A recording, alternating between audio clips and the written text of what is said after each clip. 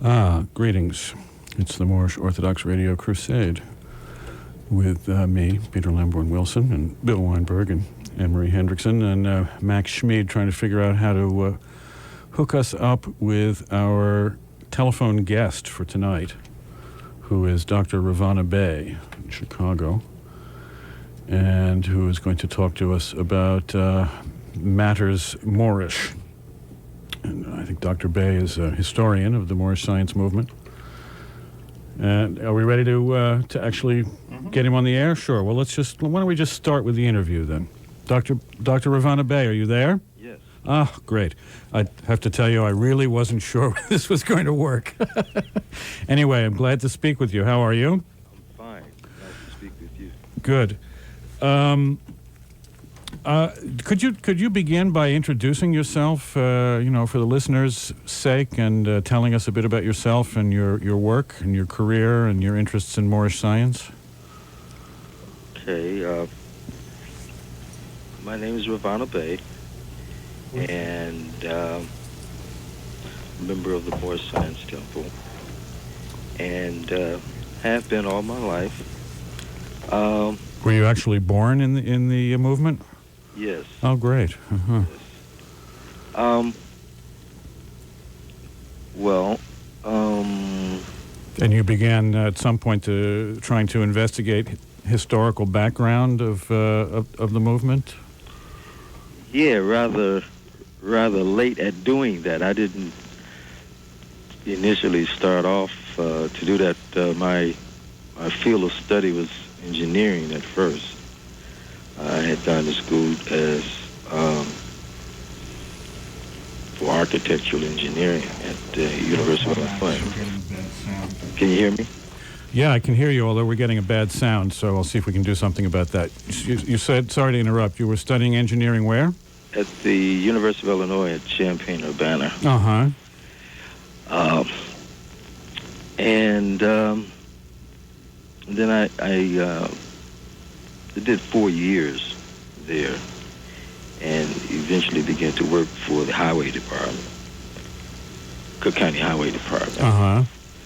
And then a little later, I went back to school to begin to study the history. Uh-huh. Well, was there any school where you could study Moorish history? Well, that's a good question. Yeah, I think it is a good question. Tell me about it. I'd love to know. Well, the University of Chicago is where I began to do my study. Uh-huh. And that was in 1976. Through what department? First, in the Egyptology. Ah. And then a little bit later on, Middle Eastern history. Uh-huh. But there was no curriculum there that exclusively looked at the Moors, so you had to do that somewhat independently. Much of the study there was Middle Eastern history, Iraq, Iran, Saudi Arabia, North Africa, but not particularly with the focus on the Moors. Uh-huh. But, so you had to sort of design your own course in a way. Right. Did you find that they were, sympathetic to that, or did you find that they tried to put obstacles in the way of this independent research? Well, of course, you have to go through the curriculum. Right. It did not include exclusively the Moorish history, so you had to outline a program that lend itself to that independent study, which is what I did.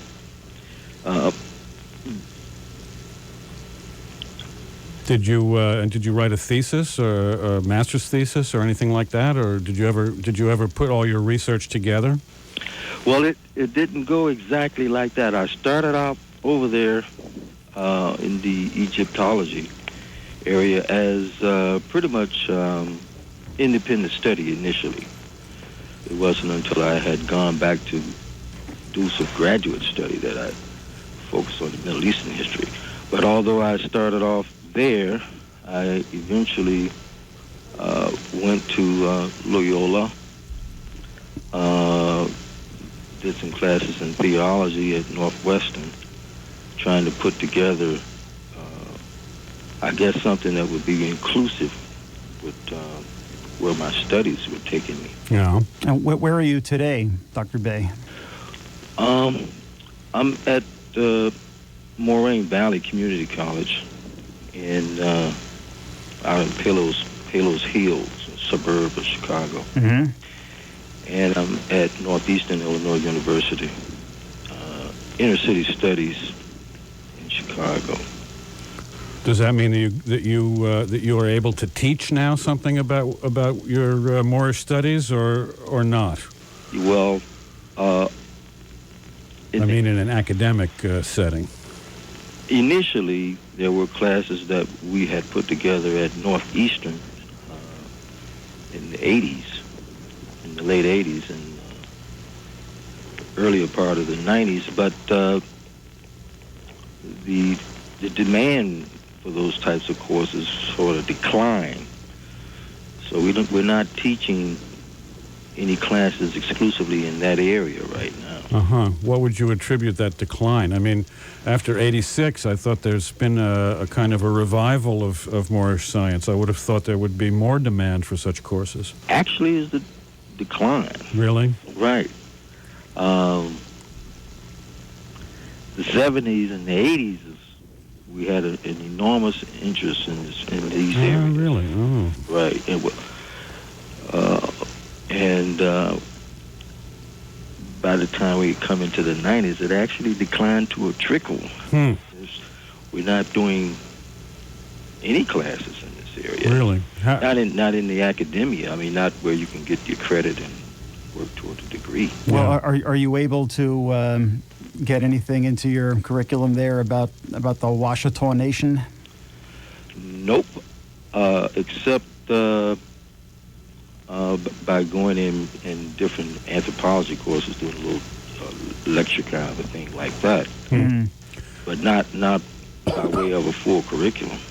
Well, I should say that last night I was able to watch video of the State of the Washitaw Empire address, which I got from Turtle Cove Books. Do you know these folks? No. They're in Atlanta, Georgia. They have a tremendous list of videos of Moorish subjects. I should say, African American studies in general, but with a strong emphasis on Moorish studies. I'll give the address to you and the listeners at the same time, shall I? Have you got a pencil there? Yeah. Yeah, it's Turtle Cove Books. I don't know if they have any books because all the catalog I saw just had videos. All right. But that's what they call themselves. In Atlanta, Georgia? And the address is, it's in Atlanta. The address is 3695-F. Mm-hmm. Cascade Road. That's Cascade. Suite 166. Atlanta, Georgia, 30331. And they filled the order very promptly. And I have some other videos too. A man named Jose Pimienta Bay. I haven't looked at that one yet. And I think another guy was named Friedman Bay.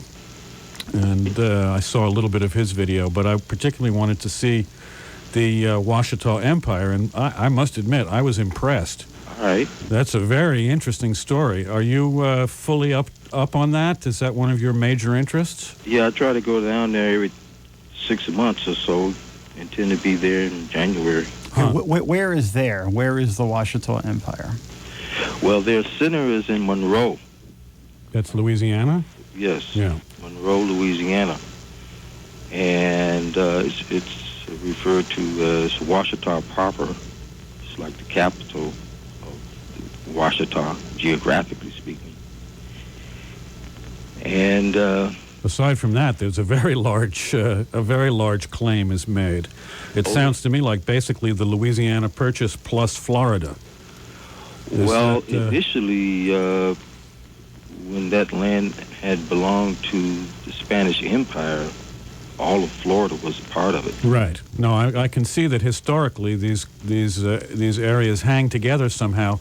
But what was not clear to me, and I wasn't able to watch the whole video, what wasn't clear to me is the history of how the Empress came to be in receipt of all these documents, like Abraham Lincoln's will and the this and that. Okay. If you could give a bit of sequential historical background to her story, that would be most interesting for me, anyway. All right, I'll try to outline that for you. I know I won't have everything in there. No, but just the basic sort of, sequence from A to B. All right, it's going to begin with a Moorish empress with the name of Maria.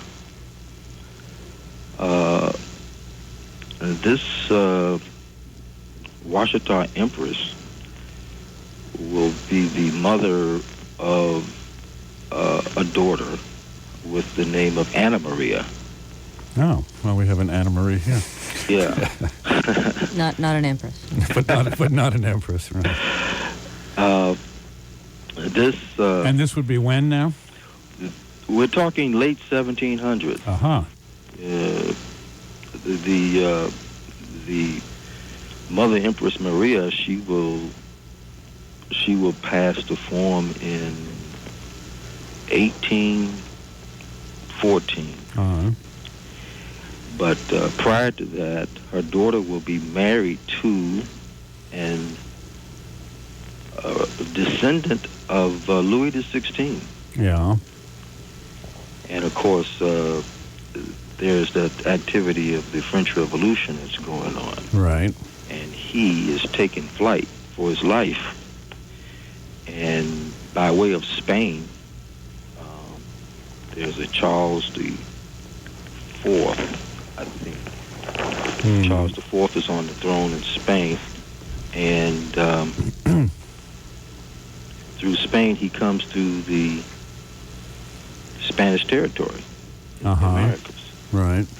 And the Louisiana Purchase, basically, that part of the Mississippi Valley, basically. well, that's right, which is occupied by Spanish forces at this time. Right. Now, it's my understanding that the Washitaw, although I've usually seen it spelled differently with an Oashita, was believed to be an Indian tribe. Is that Native American Indian? Well, presumably, yes. Although in the video, the Empress herself said, just in passing, in fact, I'm not even sure I heard her correctly, she said, "We are the mound builders." Right. Which I presume means that she looks on the Washitaw as the descendants of the, perhaps the Mississippian Cahokian mound building culture. Right. Which was pre-1300, basically, flourished pre-1300. Is that correct? Is that the teaching? Well, what she is saying is that the various names that we have as Native American tribes were like clans. Right. All of them tracing themselves back to a common origin, which she says will be under the name Washitaw, as opposed to these, like Choctaw, Chickasaw, right, Seminole, these different names, but they're basically of one stock, one people. And does she make a differentiation between that people and, let's say, the Algonquin nation or the Aztec nation, or is she just basically talking about Native Americans in general? Well, the particular group in which she speaks have a general name based on the language that is being spoken. Yeah.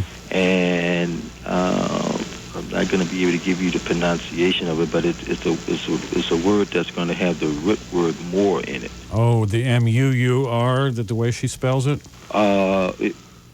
That would be an older rendition of the term. This term that I'm trying to bring to mind is a term that's used by American anthropologists.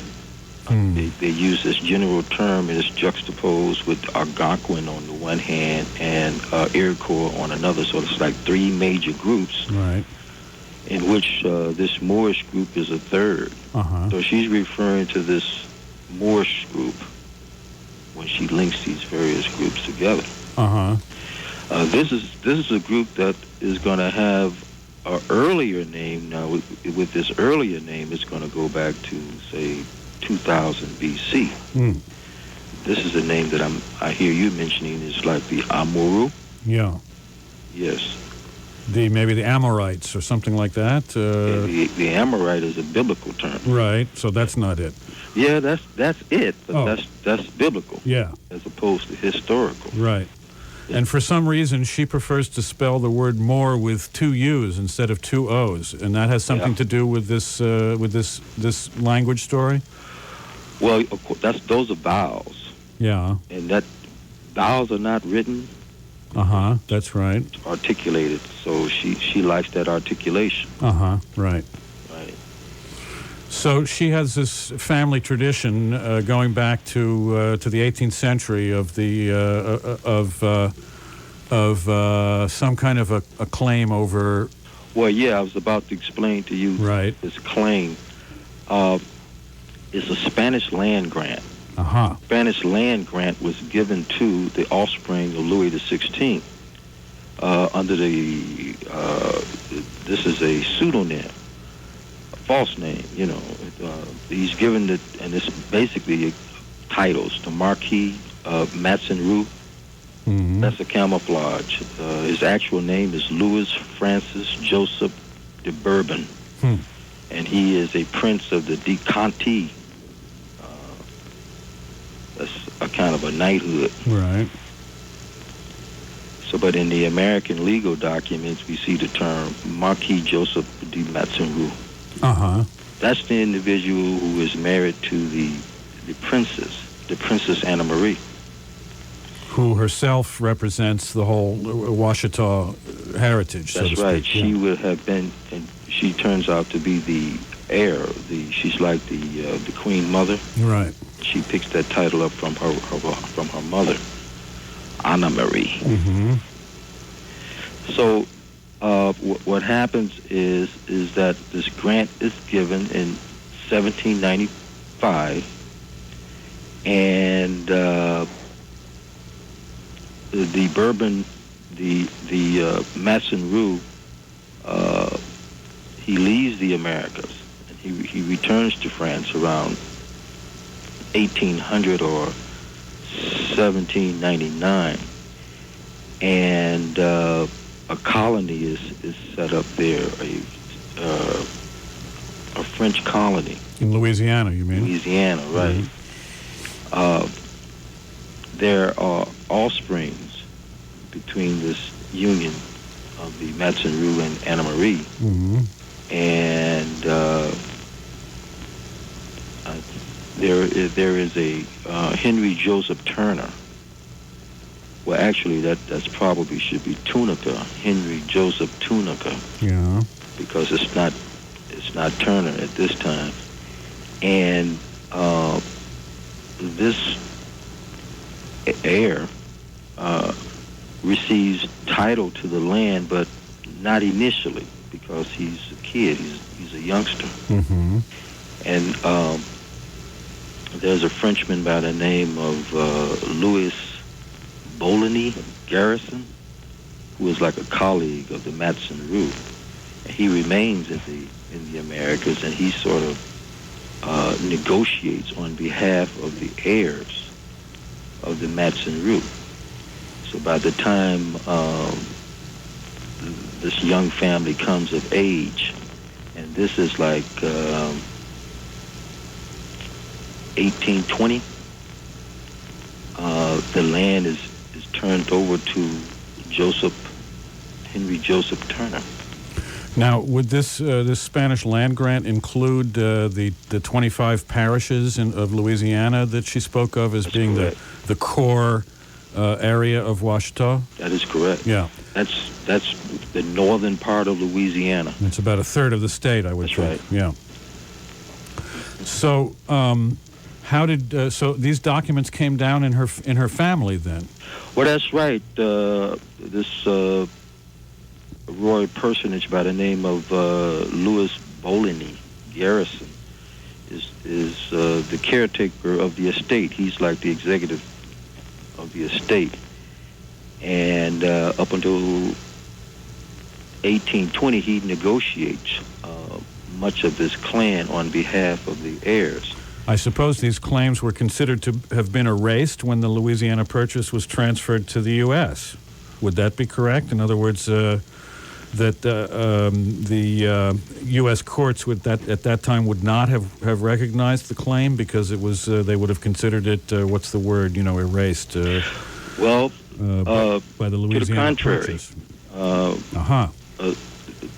The French garrison individual was very cognizant of this, and throughout the struggle that had been going on between the United States and the French government, as well as the Spanish government, of course, the land is changing hands. Right. For example, in 1795, the Floridas, well, at least the northern part of the Floridas, becomes part of the United States. Mm-hmm. And everything west of the Mississippi, because of a transference of land claimed by the British, goes to the United States. Right. And the Spanish cedes the northern part of the Floridas to the United States. Right. Now, that was part of the land. That was part of this land that we're speaking of now. Uh-huh. But it wasn't part of the grant. It wasn't part of the Spanish grant. No, somehow this a much larger territory gets involved here. And Yes. How does that happen?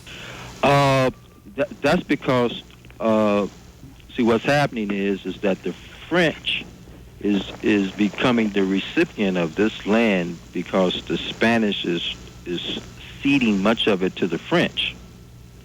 But at the same time, with the French struggle with the United States and with the British, and the British being victorious, a lot of the land is ending up in the hands of the United States because of the war that the United States is having with the British. Right.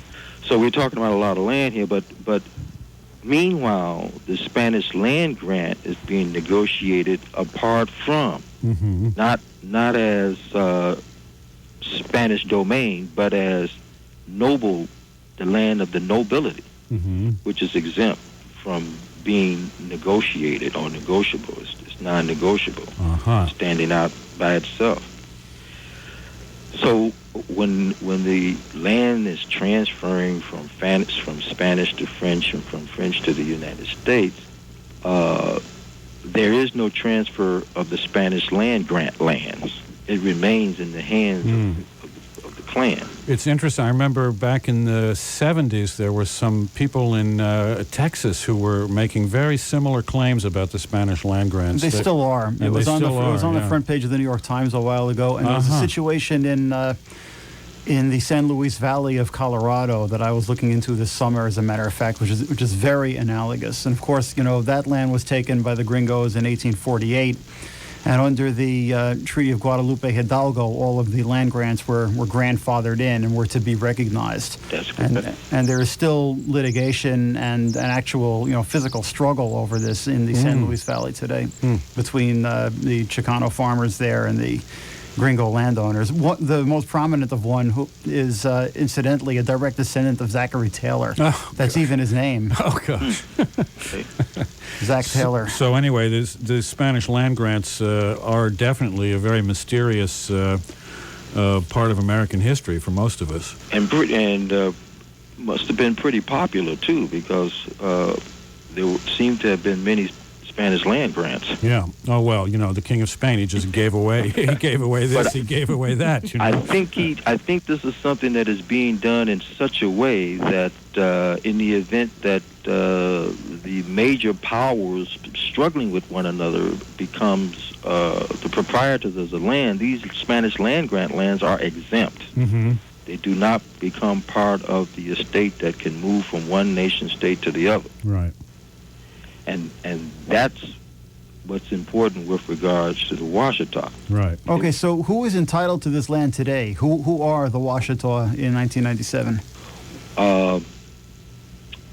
Sarah I'm going back a little ways. Sarah is the sister of Joseph Turner, because according to the Washitaw tradition, the female line, the matriarch, is titles and possessions of lands that pass through the female line. Sarah has a daughter by the name of Eliza. So those persons who are negotiating the estate on behalf of the Tunica family has the title of the land being passed through the names of the empress. So this empress that comes after Anna Marie, her name is Sarah. And then after Sarah, there is Eliza. Now, Eliza is a contemporary of a cousin of hers by the name of Delphia. It is through Delphia that the current empress receives titles and all of those other official papers that you mentioned earlier. So it's being passed along through the family line, and different persons are being recognized as the empress. So the empress that is going to be before Valencia, the current emperor, is a woman by the name of Delphia. Delphia is Valencia's grandmother. The grandmother of the present empress. That's correct. Yeah. So those documents were given to her from Delphia. Right. And when did this stop being just a family tradition? When did the activism start? When was it? Whose idea was it to start trying to actually make good on these claims and to restore the empire? Was that the present empress's idea, or had that already been going on for some time? It had already been going on up to the time of Eliza. It seems that there was a breakdown with the reign of Eliza. Eliza is the mother of Timothy Drew. What? Ali. What? That's correct. Timothy Drew was Noble Drew Ali, the prophet. Yes. Yes, he was. Was the one who began the agitation and the recruiting and making a lot of the claims and things and spreading the word, bringing it north to places like Chicago and New York, what have you.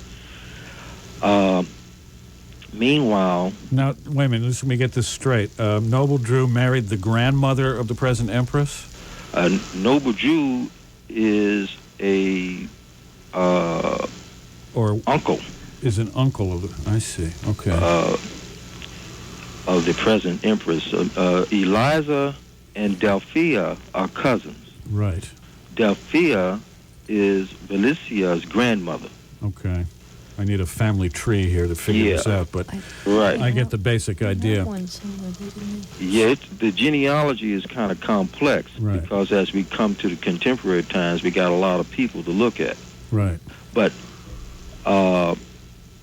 just to give you some idea historically of the time period, Eliza is a cook of, what's his name? His name is... Who's that? Custer. Oh. Custer. General George? General George Custer. Wow. That's to give you a time period for Eliza. All right. We're talking about the late 1800s here. And so we have a breakdown. It seems that a lot of the relatives are being killed off. They're trying to not honor the Supreme Court decision of 1848. Because that's when the United States affirmed the Spanish land grant and recognized the claim, recognized Sarah's claim, which is Eliza's mother's claim to the land. Yeah. And at the turn of the century, Noble Drew began to work with the Illinois Central Pullman Car Porter. That's right, yeah. And after working on the Illinois Central line, he worked on the line that went from New York to Chicago. Right, I've heard that, yeah. Yeah. And he and some other family members set up the Canaanite temple initially. That was like 1913. In Newark. In Newark. And he comes with a lot of people. And one of these individuals is a name by the name of Farad. We might be familiar with him, because he's the founder of the Nation of Islam. I was going to ask what that, yeah, right, okay. But he's about 9 or maybe 11 years older than Noble Drew. Oh, really? But he's when he comes in 82. He came from where? Saudi Arabia, by way of Egypt. Because they tried to overthrow the British in 1798, 8. What was that year? What are you referring to? Egypt. In Egypt. Oh, it's later than that. It's 18 something. Yeah, 1879. Right. Uh-huh. Okay. See, that's when Al-Afghani begins his travels, trying to awaken various indigenous populations around the world to the European struggle. And he was advocating a thing called Salafia. Right. And Farad comes over here with him.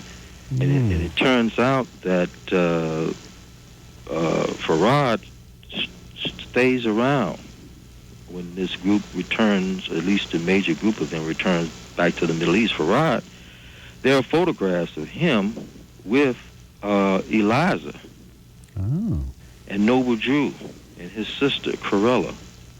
The Empress has photographs of this. So we know that Noble Drew and others traveled to the Middle East.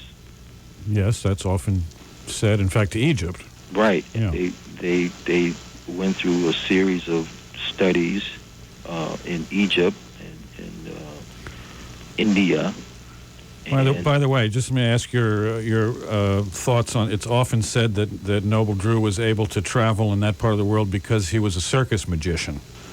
Is that true in your findings or not? Well, he didn't. He traveled. There was some kind of a contingent that was tied to the Brotherhood that is associated with Al-Afghani. Uh-huh. So they're being sponsored. Oh. Now when he gets to the Middle East, he learns quite a few things.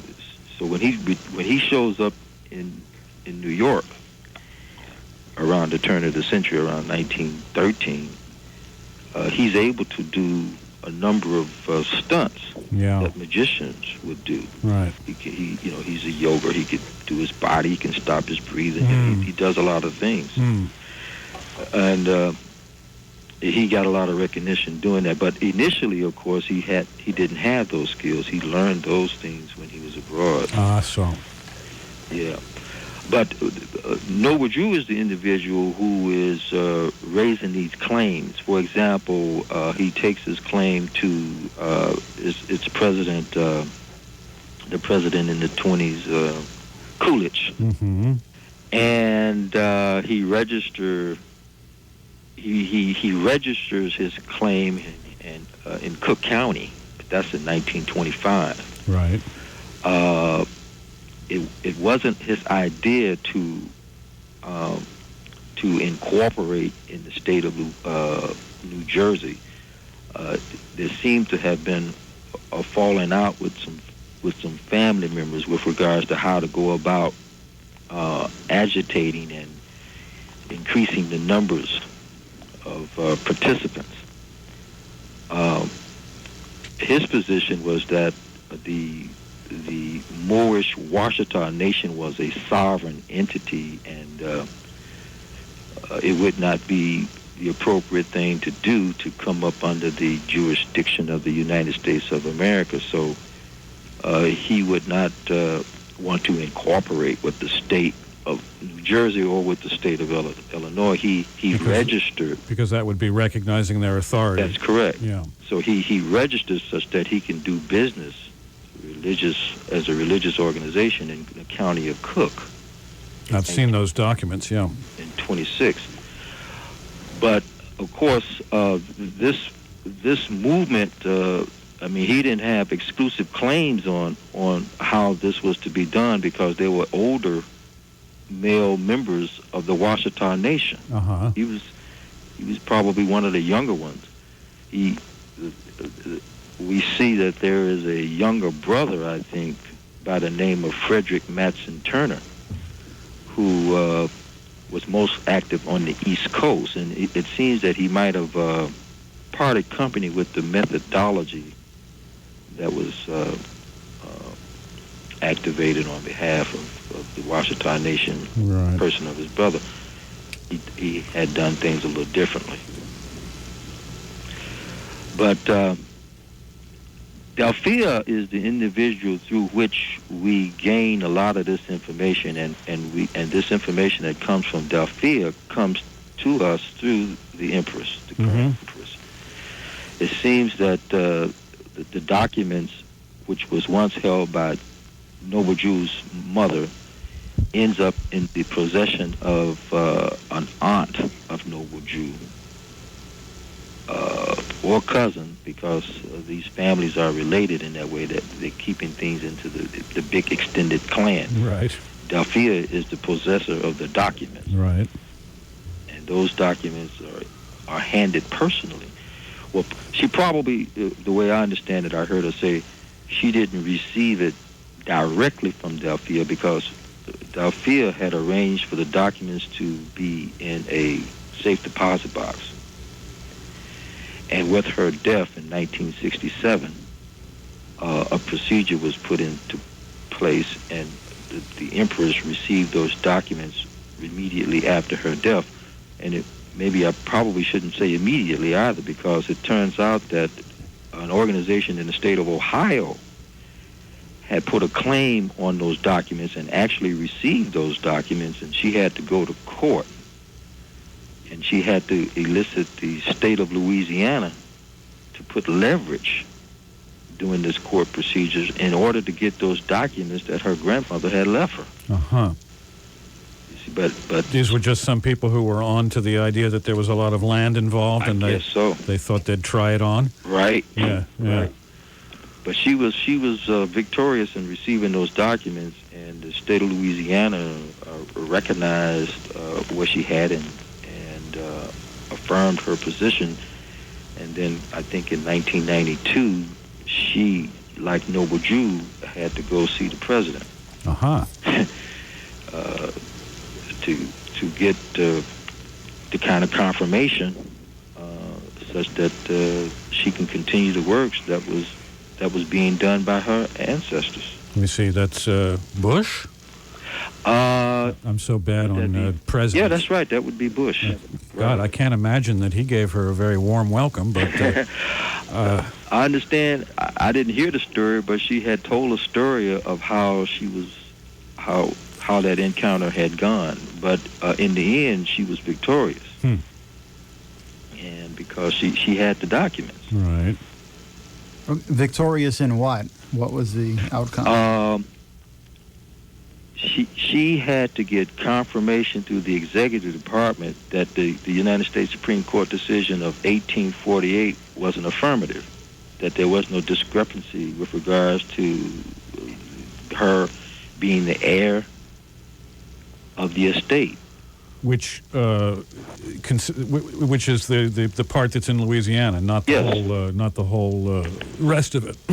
Well, that's right. We're talking about what the Empress referred to as Washitaw proper, right? Which were those parishes that you mentioned in the northern part of Louisiana, right? That she has straight out because of the Spanish land grant, right?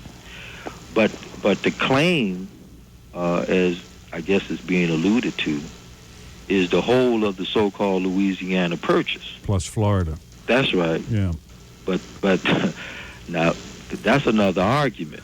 Would you say this is a diplomatic move on her part? In other words, to make a greater claim and hope that a compromise might come out of it? Or does she also have papers? There was talk of Abraham Lincoln's will, for example, on this video. Well, that's right. See, a number of other things come into play when you look at the broader picture. Yes, I guess we could call that a diplomatic move on her part, because no, she's not just limited it to the northern part of Louisiana. Right. Because for example, if we go back and we start looking at the reparations question. Oh yeah. With Sumner and I forget these names, but those guys that were writing up the Civil Rights Act of 1866 and 1875, mm-hmm. and they got parts in there that was talking about reparation for the ill treatment of the African American. Yeah. An interesting question indeed. Yeah. That's when you start look. For example, the Oklahoma Territory comes into play, and the removal of the Native Americans from the eastern part of the Mississippi to the western part of the Mississippi. Indeed. And this land is supposed to have been their names. We're talking the 30s now, 1830s. Right.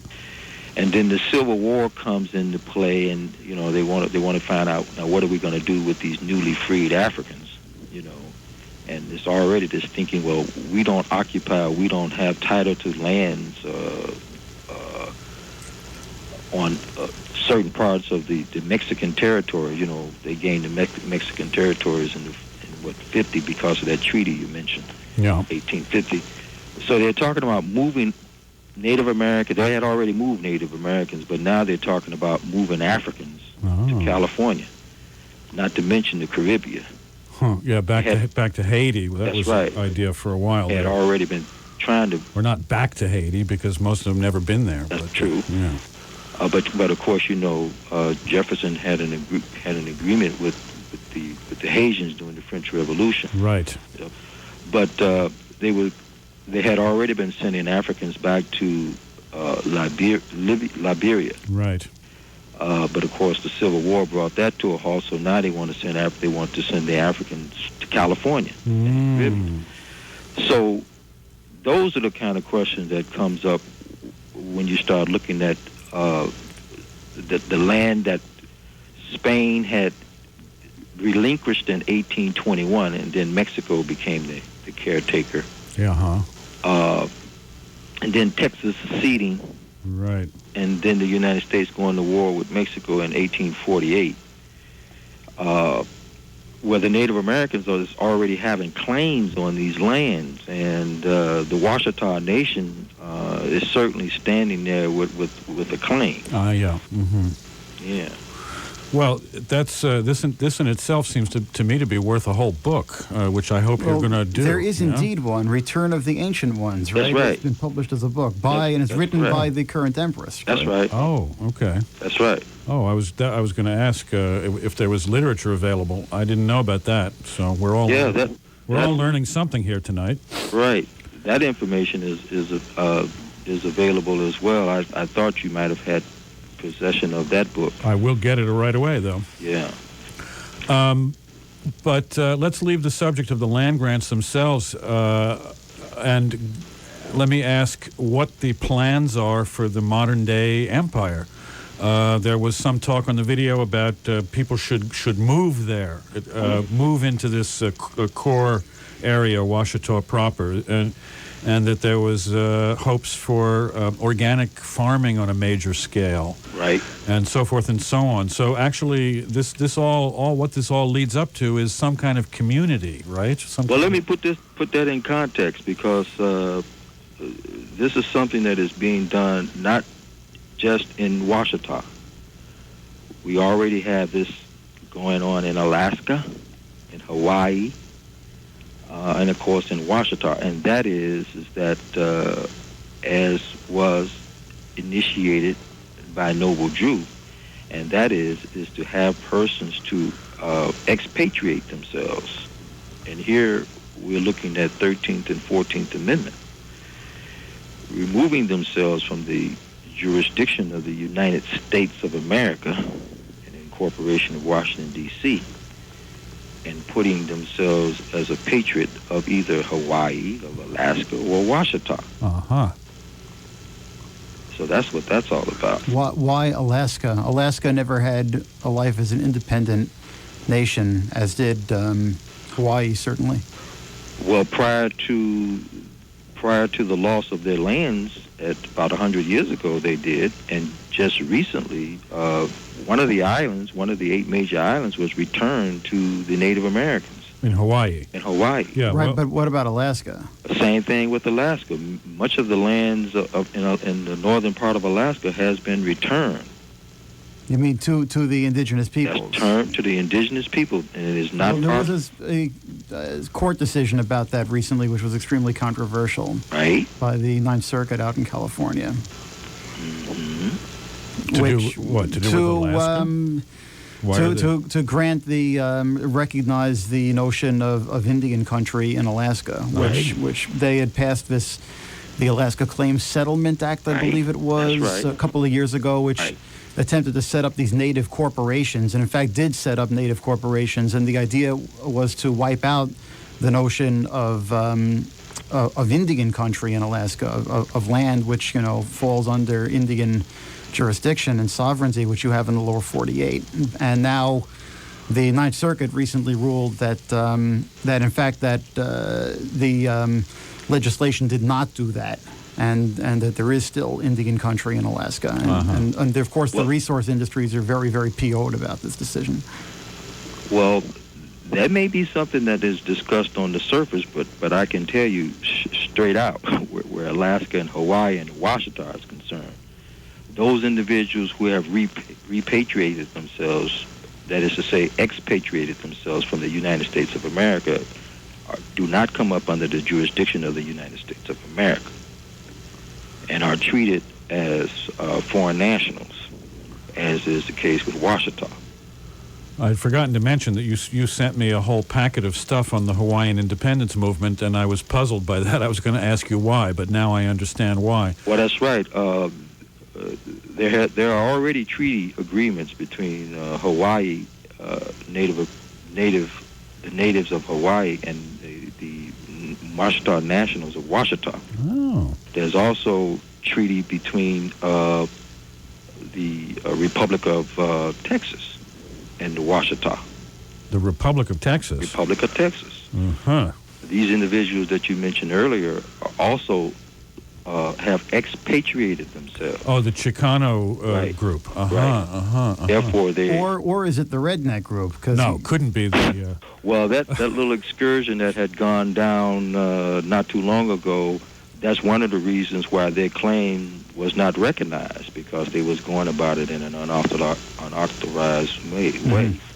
They was trying to piggyback on a group where there had been some communication between, say, the Republic of Texas and the United States of America. Again, there are certain articles in that Treaty of Guadalupe that has allowed them to do that. So they're standing on treaty constitutional grounds, just as the Spanish land grant is a ground on which the Washitaw stand. Mm-hmm. Well, it wasn't my understanding that these Chicano activists were actually questioning whether they were under U.S. sovereignty. They were merely maintaining their title to land. Well, that's what they were doing in the 70s. They might well have, some of them might well have decided to on a more aggressive See, what's happening is policy. There's like surface activity, and then there is internal or activity that is going on behalf of those who are more active in the movement, and those that are not. Right. Those that are active in the movement, there's this question of the 13th Amendment, expatriation, removing themselves from the jurisdiction of the United States of America. Sometimes called the sovereignty movement? Is this connected with that? Yes, that's exactly what it is. Right. Right. Very interesting. So the hope then is for not just the Washitaw Nation, but for somehow for what could you call it? A federation? Federation of independent nations? Well, I don't know if it's going to go that way. Primarily, this has to do with having self-determination. Right. As was argued for after the Second World War under that UN Charter. Right. Ah, yes. Mm-hmm. So they're doing what other nations are doing and have been doing for the past 50 years or more. Has the Washitaw Nation approached that organization that's connected to the UN, which includes all the nations without countries? You know what I mean? Like I forget what it's called, though. It's I know what you're speaking of. It's a non-governmental organization of groups who want their own government. That's right. And have you all made contact with them, or do you know? Yes, anything? she has. Yeah. She's made contact with them. Yes, and they are about what they call in the decolonization. Right. And gaining their independence and sovereignty. Right. Yes. Great. Yeah. Well, this is really interesting stuff. Bill, do you have the address of a place where people can get more information about where people can purchase Return of the Ancient Ones, either in video or book form? That address would be. Would that be this Washitaw Post? Yeah, you can. That's the same address. You can send that to that address. Washitaw Post, Box 1509. That's 1509, Columbia, Illinois, is it? That's Louisiana. Columbia, Louisiana. Right, but 71418. So that's Washitaw Post, Box 1509, Columbia, Louisiana, 71418. And how much is that book? Just so people send a check right away if they want. Well, are we allowed to do that sort of thing? Well, what I would suggest that is done is that they should ask for a, what do they call that? Catalog? About, what do they call that? When you should get order form. She will send, I forget what you call it now, but she will send like a receipt acknowledging your purchase, so that when you send the money, you send back the voucher. What is that thing called? A bill. Invoice. Invoice. Oh, right. Okay. Right. Ask for an invoice. Right. And then so that they can keep the records. Right. Now, if you want some general information by way of photocopied materials and things of this type, you can send me a self-stamped envelope, a large envelope, to Moorish Science Temple in Chicago. What's the address? 907 West Argyle. Argyle? That's correct. Mm-hmm. Argyle. And that's Suite 215. Mm-hmm. And that's Chicago, Illinois. Right. 60640. All right. And you don't want any money for that? Just a stamped envelope? Just send the envelope with the stamps on it. Okay. How many stamps? Generous offer. You should have about 5. About 5 stamps. Right. Just a regular-sized envelope. That would be one of those large envelopes. Oh, how large? Like a 9 by 12 manila? Right. Yeah. What will be there is advertisements about the tape, the Washitaw tape, along with the book. Also, information having to do with the Hawaii situation, because the Washitaw and the Hawaiians are very closely related. That's very interesting. I'm very pleased to hear that. Very pleased to hear that. And when the conventions are held, the Hawaiians are represented. Either the Queen is present or a representative of the Queen of the Hawaiian indigenous population. Ah. They were definitely present. She's the great granddaughter of the last queen, I think, or not quite. 3 generations now, I think. Yeah. Yeah. I've heard about her, but I don't know much about her. Yeah. So that information, such as that information on the noble Jew Ali and the Moorish Science Temple, which is only just now beginning to readjust itself. The Prophet had been away. I mean, he passed in 1929. Right. And the Moorish movement has gradually become somewhat chaotic. Yes, to say the least. In the absence of the Washitaw influence. Mm. So much so that many of Moorish Americans are finding this information as a revelation, not knowing the connection. Well, I must say that it's been new to me, although I've known something about the Moorish tradition even since the 1960s. This the Washitaw story is fairly new to me. I've only been hearing about it for a few years, and that's why I was asking whether this propaganda had started recently. The active attempt on the part of the Empress and her supporters was a fairly recent. And you said it was in '92 that she finally got the court case settled. Well, that's right. The documents didn't come to her directly from Dalfia, as it should have, but Dalfia was orchestrating it. Dalfia had taken the position that it was a risky proposition to allow that information, make that information available to the level that is being made available now. Yeah.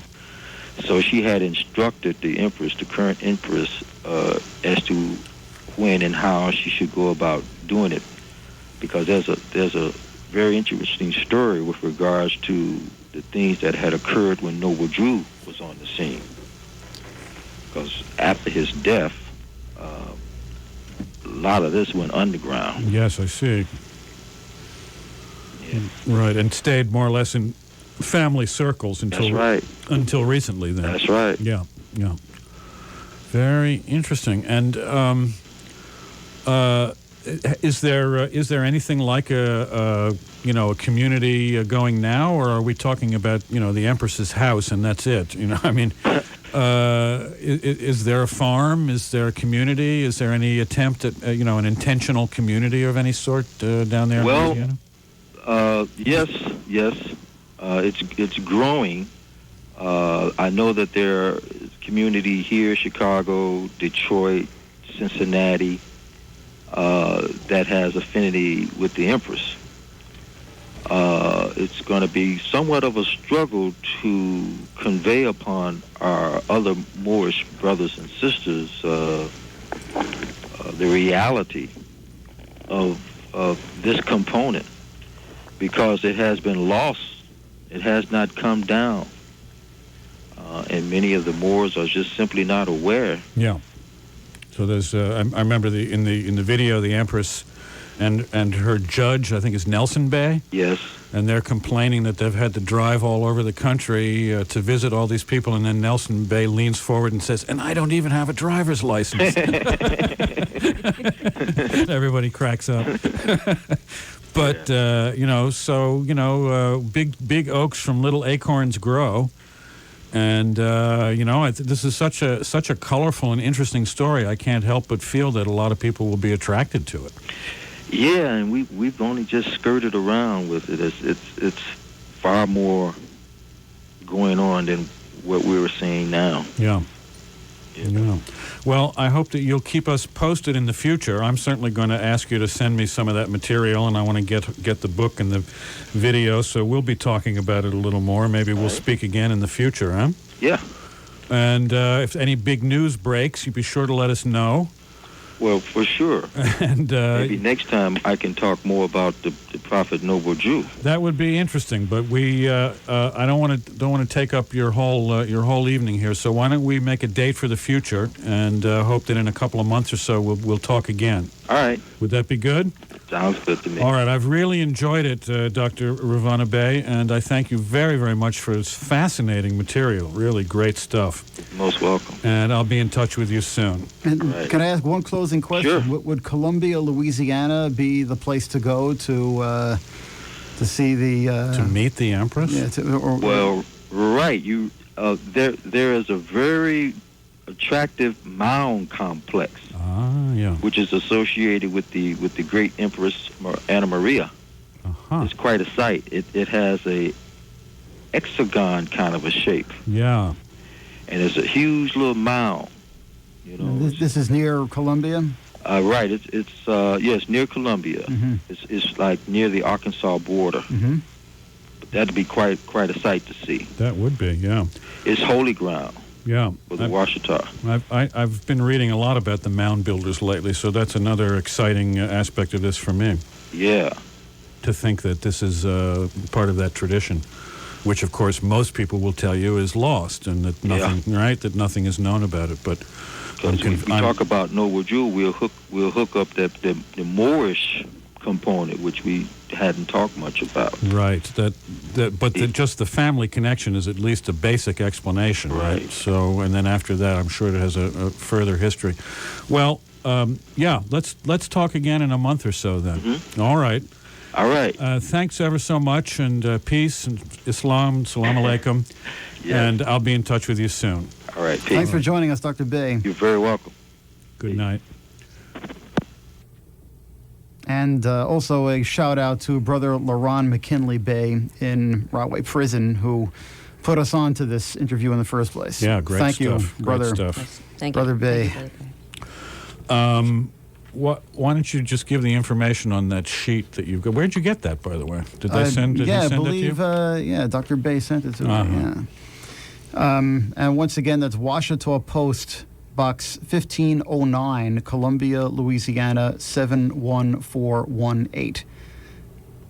Washitaw Post, Box 1509, Columbia, Louisiana, 71418. Or, if you want to do this, send this SASE to Dr. Ravanna Bay himself. That's care of the Moorish Science Temple, 907 West Argyle